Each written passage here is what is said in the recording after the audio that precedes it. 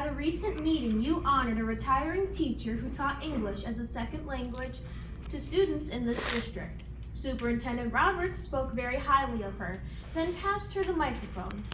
When stating what she tells kids in her class, she said, quote, "You need to learn to progress in this world. I don't care that you don't like the United States. I don't care you don't like the government. I have my bone to pick with them all," unquote. So you had a teacher in this district that openly taught students who were most likely not American citizens that it was perfectly acceptable to disrespect our country and not follow our laws. What kind of skullduggery is that? It's a privilege to live in this country. People coming here from other countries should be taught respect for our country and our rule of law.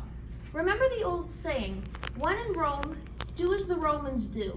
Well, this is America, and immigrants living here should be doing as the Americans do. Every student should be taught about our Constitution, patriotism, and civics. You were previously told by a district parent about Patriot Week, which was September 11th through September 17th. That week was designated by our government as a time to focus on our nation's historical principles, figures, documents, and other aspects of our patriotic heritage. He asked this board to tell us specifically how this week was observed in your schools. So, Superintendent Roberts, since you insist on being the mouthpiece for this board, I'm asking you to please tell us right now exactly how this district celebrated Patriot Week. Silence.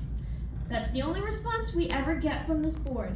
So, apparently, it was not celebrated here, and students in this district aren't learning about patriotism or the Constitution. Perhaps because once people understand their rights, it's impossible to take them away since they will fight against your tyranny. That's a huge flaw in the public education system.